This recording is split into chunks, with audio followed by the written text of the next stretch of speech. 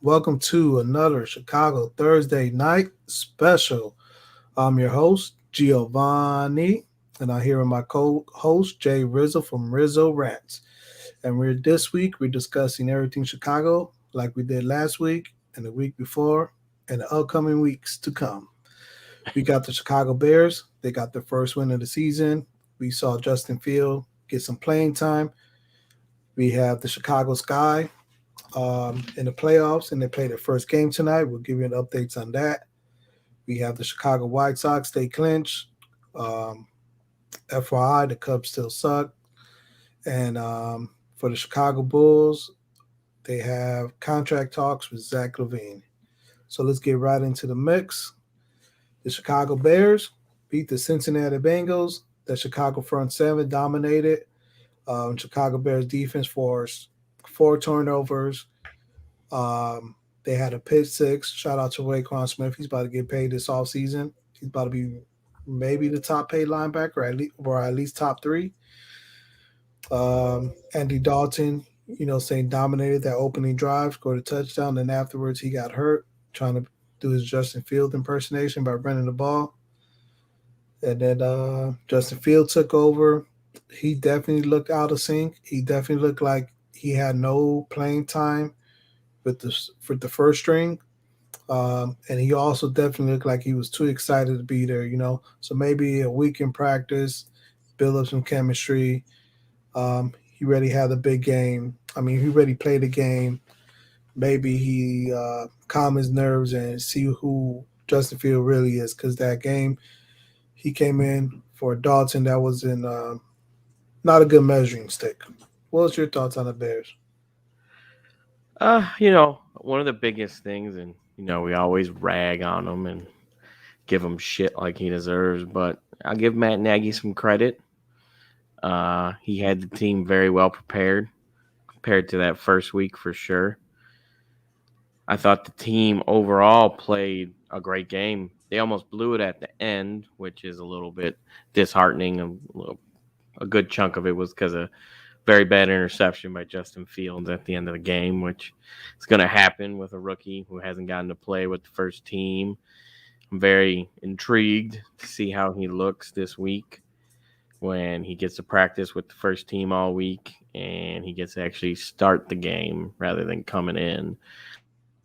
Andy Dalton actually looked a lot better. Had that revenge game mentality against the Bengals, it looked like. Kind of looked like his old self a little bit when he was on the Bengals. The injury that happened with him running out of bounds, nothing you could do about it. It was a non contact injury. It's going to happen sometimes, even with guys that do know how to run, let alone a guy like Dalton who's kind of past his prime from trying to make moves like that. I thought the defense played amazing. There was a big thing I said before last week that I want to see an improvement in.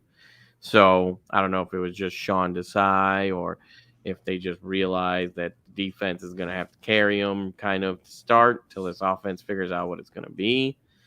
As Matt Nagy says, it takes a while for his offense to get going. Um, but the defense looked really good to me. Raekwon Smith, I agree. Pay that man right now, even though we don't have money. I don't know. Just tell him you're going to pay him. Do something. Right. Don't let him go. He looks great.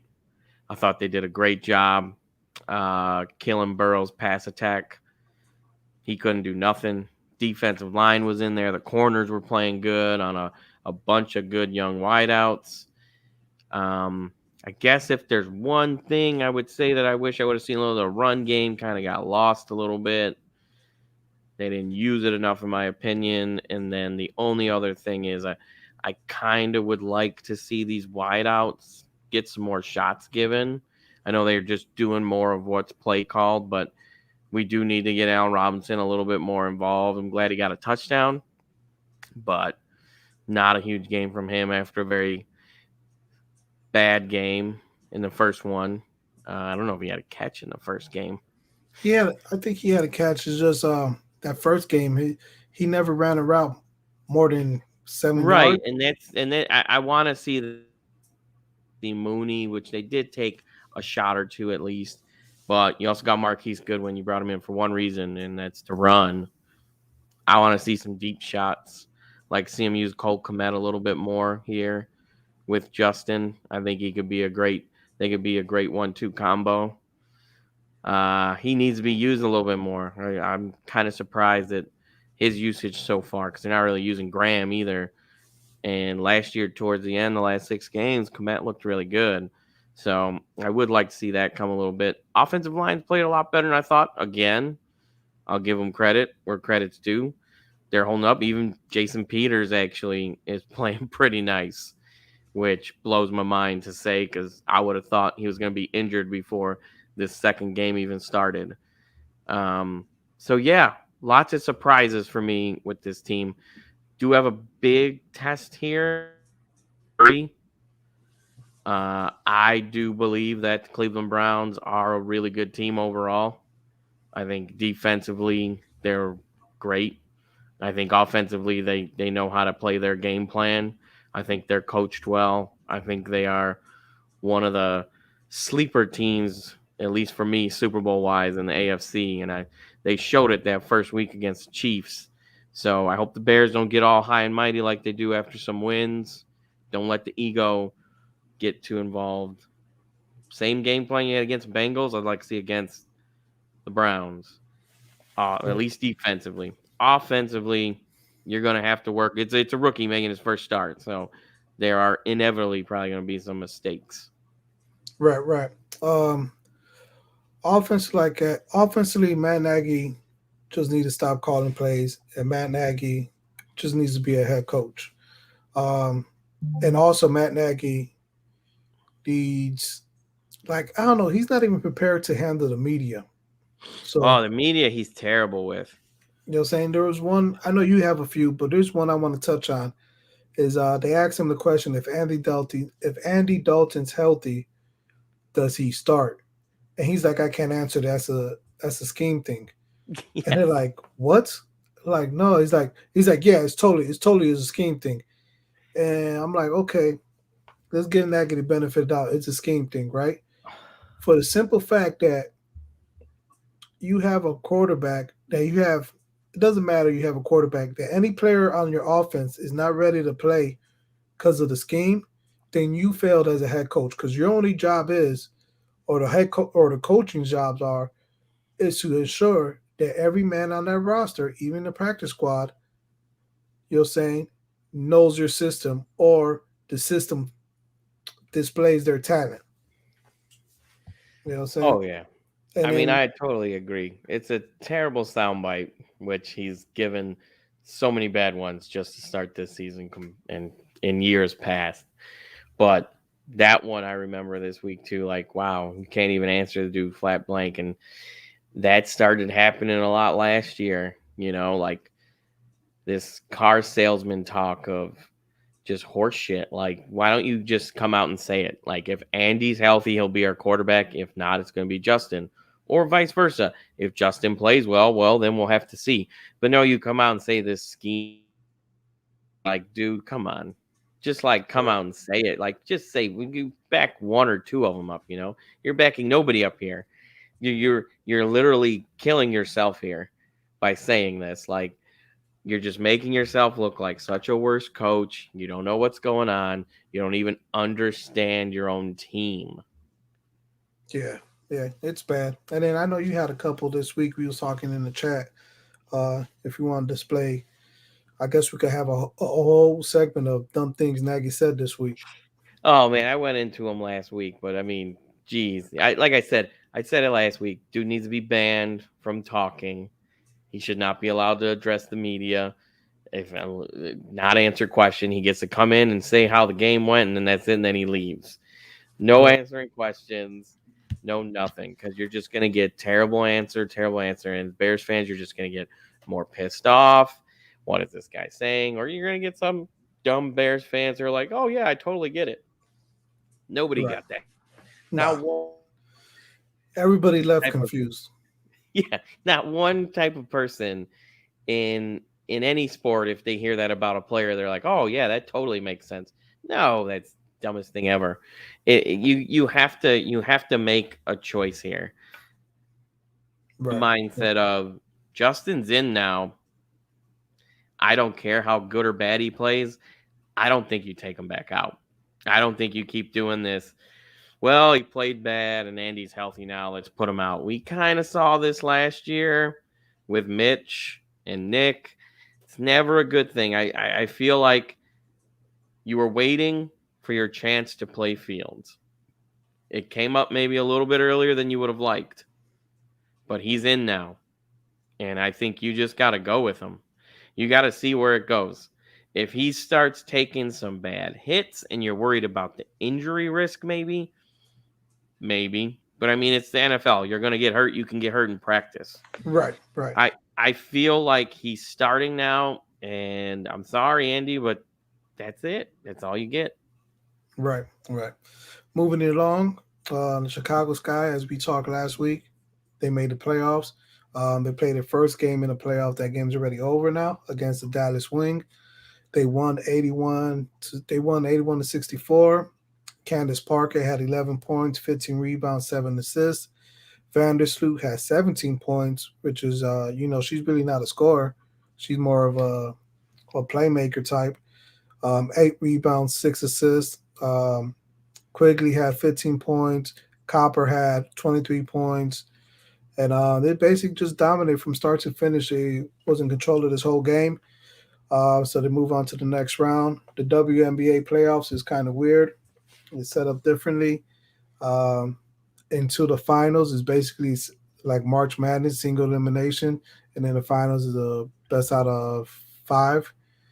So, like we said before, like once they're in there, anything can happen. They definitely could dominate. They showed it tonight. They dominated the Dallas Wings. And shoot, we could go. They could be. This could be their year. This could be the year to win it all. They definitely showed that they could compete with the top teams tonight. I mean, that's all we said. With the way the roster was set up, with the amount of talent they had, just get in. And it doesn't matter what your record is. It doesn't matter what seed you are. Just get in.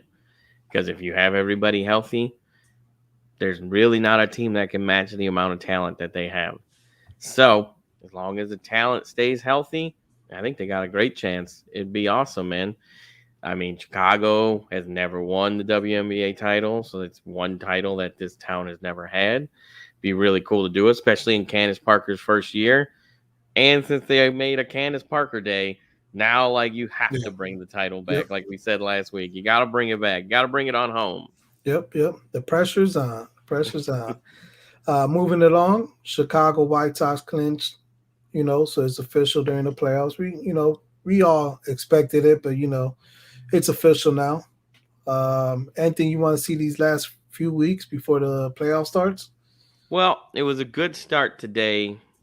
The first game of the series, first game of this doubleheader that they had with Cleveland. Got to clinch it against your rival. Would have been nice to do it at home, but that's fine. It's in Cleveland.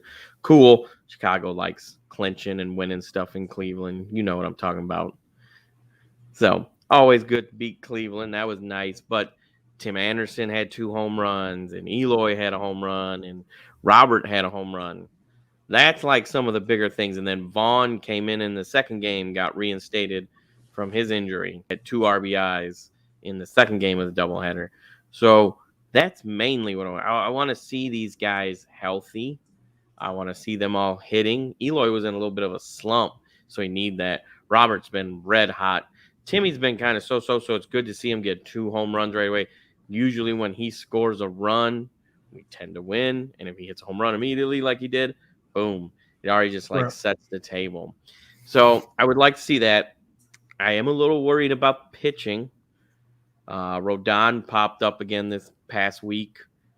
Only pitched 3 innings in his last game. Feeling a little soreness. It's always worrisome with him, a guy who's pitched so good this year. Been a godsend. One of the best signings they've had was Rodon.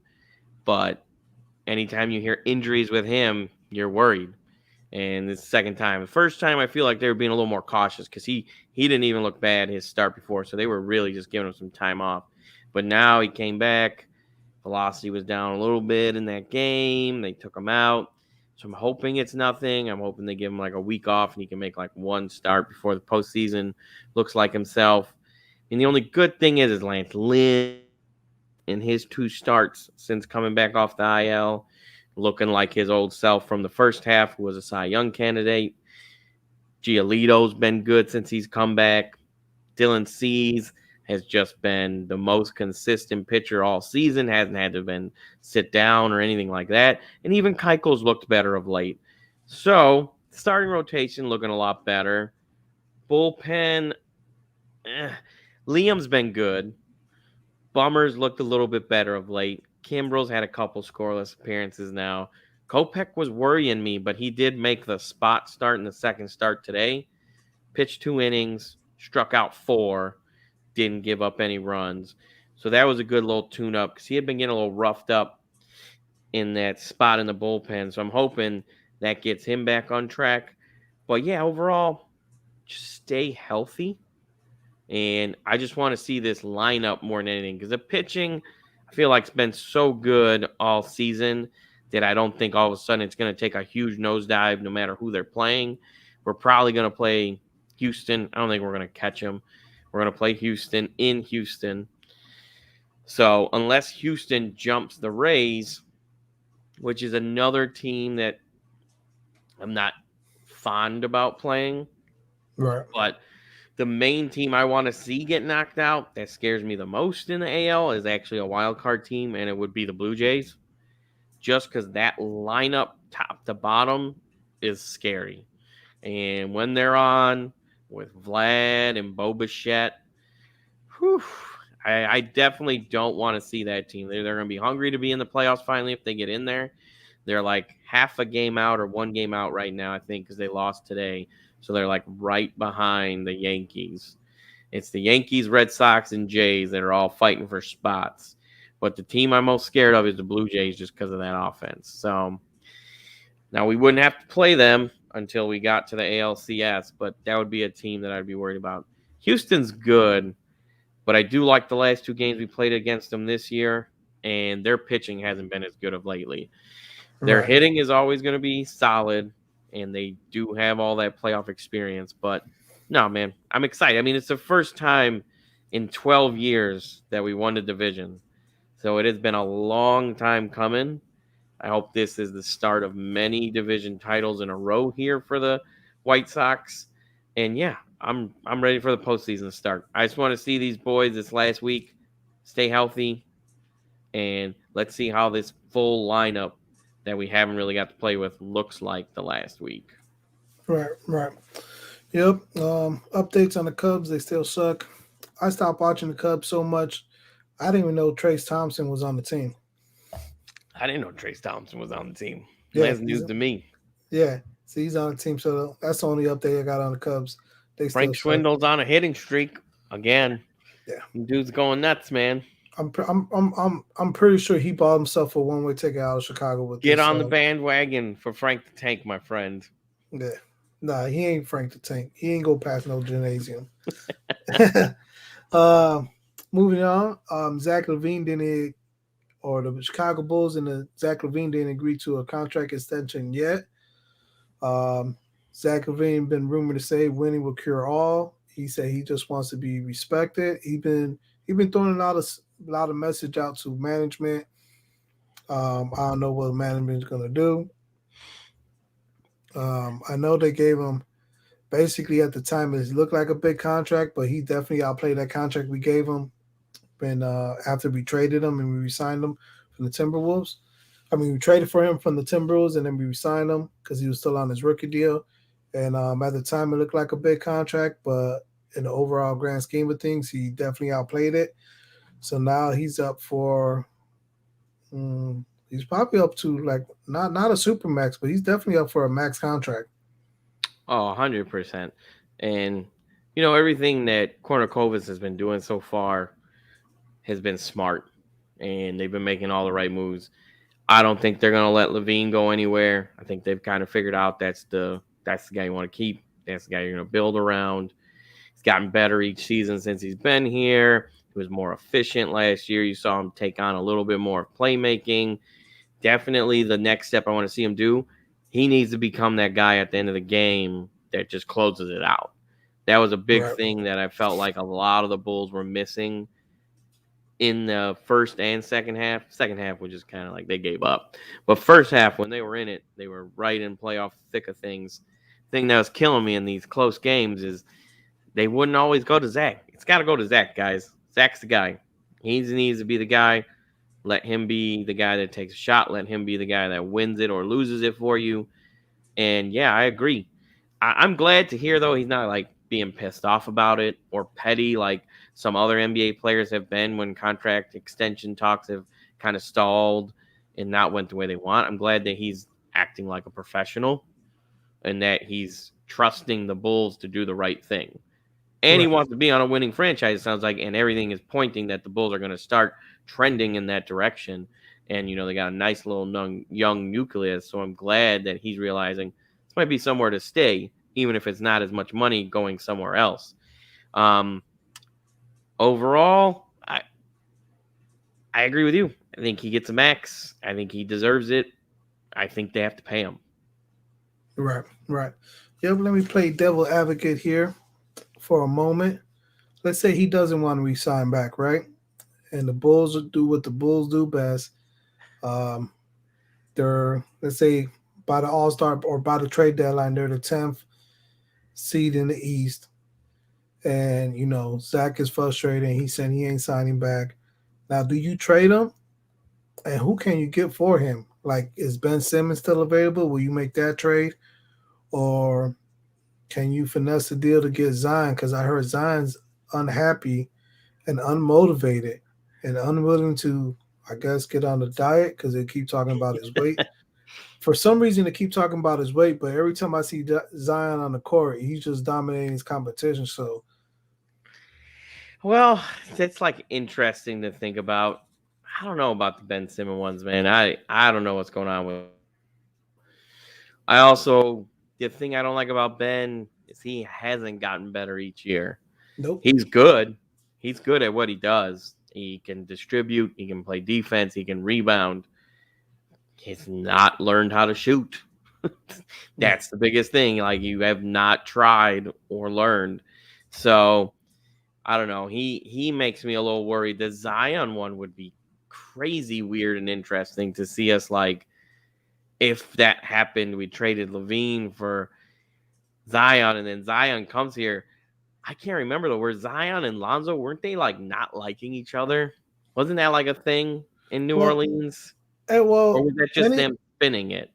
any story coming out of New Orleans seems to be a bad story or a bad take on Zion. Like he doesn't talk to Yeah, teammates. it sounds like they hate him. Yeah, so you know his they said he got some psycho parents. That was harsh. Um, you know what I'm saying? I'm It's like, very harsh. yeah. So everything they say about Zion is like you gotta take with a grain of salt. Like I don't believe anything the New Orleans say. They're just trying to assassinate his character. To I don't know. New Orleans don't know how to build a team. They don't know what they're doing. As far as basketball decisions, they don't know what they're doing. They had Anthony Davis. They could never build around him. True. And then Anthony Davis goes to the Lakers, and he is the heart and soul of the Lakers. Like the Lakers go as far as Anthony Davis go, which is as crazy as it sounds, especially when LeBron James on your team. You don't think that's crazy at all. Let's be honest. No, but But yeah, I don't know if the Bulls. I don't know. They might switch it up. Ben Simmons is also another intriguing case because the issue with Ben Simmons, you got to redefine his role. Like now, if Ben Simmons was considered a big, like if he was considered a center or power forward, and he does what he does, nobody will say anything about it. Like, oh, he plays great defense, he rebounds, and he could pass out the post, or you know, he could be a point center, a point forward, or you know what I'm saying? That'd be like he's like an instant Hall of Famer. But since they label him as a guard or a point guard, it's just like he can't shoot, so it's like he's a liability. But if you redefine his role, and I believe, let's say he goes to the Bulls, he'll definitely play power forward or should play power forward and split the ball handling duties between Ball and him, and that'd be very intriguing because I'm assuming you give up Levine and maybe Kobe White and some picks, or I don't know, something else. But you have a lineup with Ball, DeRozan, Williams, Simmons, and Vooch. You know, it might, I know everybody loves Levine and he has improved every year, but that squad might get you farther than with having Levine. I mean, I agree with you. If these talks go not so well in this first half, and you get to that first half, and it's like, yeah, you're fighting to be 10th, or you're even worse, 11th, or something like that, 12th, anything lower. Yeah, it's definitely something you have to talk about, because if you don't think he's going to sign back, if he's like, oh man, well, I thought this was going to be a winning organization, that's why I was being all nice, but now it's like, you know what, get me out of here. Yeah, and I think you could get a lot from kind of whoever for Levine. So those are options that are out there. I'm hoping it's not coming to that. I really want to see. I want to see this squad make it through the whole year, and I want to see them maybe add something at the trade deadline that makes them better, rather than giving away stuff. But that's just me, and yeah, that could happen. I hope it doesn't. Right, right. Or AK could just trade Levine, and saying that'd be crazy and bold because we have a lot of, so we have Levine, we have Kobe White, we have DeRozan, saying, and all three of them basically same type of mold of player. Obviously Levine's the best out of all three, but you definitely have an abundance of a certain type of player.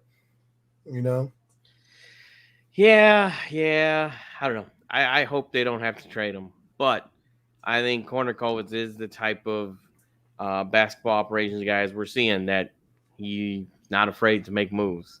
So I feel like if the talks aren't going well, I it's not going to be shocking if he does go. right, right, and then definitely trading Levine. I think because last off season he was just giving away all the picks they made before, so trading Levine might be like, hey, you was never my guy in the first place, so I That don't is feel I true. have to pay you. That's true. Yeah, yeah. Well, that's basically it for this week of Chicago sports. Rizzo, you got any closing remarks, or tell them where they can find you at? You can find me at Rizzo's Rants. Right now, last remark, Jonathan Taves has come back, and he is in the building for the Blackhawks. He is at camp, he is skating, and he is supposed to be fully healthy. So I'm going to make this kind of like a long shot hope, but I do like all the moves they made in the offseason. You get a guy who won the best goalie in Fleury to come on board, traded for a nice young defenseman, still got Mr. Kane, one of the best players in all hockey. With Taves, I really hope to see one more little run out of these two, at least like get in the playoffs and give them a chance to maybe bring one more home before everybody has to, before we start retooling, like you're seeing with a lot of other teams that are starting to get broken up, like the Cubs did. I'm really hoping he stays healthy the whole year, and it's great to have him back. Even if he doesn't play amazing, he's always had the presence of the captain thing more than Kane has. Kane's been the best player, but Taves is that captain. He's the guy that they all look up to. He's the one that makes the whole team play better when he is on the ice. Right, right. Yep. I like to close out with do not believe, like, how they say men lie, women lie, but number don't lie, or number don't lie. And those who know that you can make the number say whatever you want them to say. So Bears fan, do not be over delusional, and do not overthink this or think that Jalen Johnson is great because PFF say he's a number one corner. He only been targeted 10 times, and on the other side of the field, it's like they're playing catch with no, they're just playing catch in their backyard. How bad the coverage been. Even against the Bengals, saying after Joe Burrow settled down, he threw two quick touchdowns real fast. They were saying one to Chase and one to Higgins. So saying those are definitely red flags. Even though we won the game, but those are red flags because now you got to go against Baker Mayfield, and I don't know if he may or may not play Beckham It's Jr. yeah. Well, Landry's out for sure. Yeah, Landry's out for So sure, but so passing attack is a little bit light still. But yeah, if Odell Beckham plays, that'll be a good test. And I mean, I do agree. You got to watch. You got to see how many passes it went to somebody. Has he been on? Like, are they not passing to him because he is covering that well? Only time will tell. So right, there's no reason to be like saying like he is the best corner right now. Just be happy that he has been playing well. He hasn't been giving up big plays.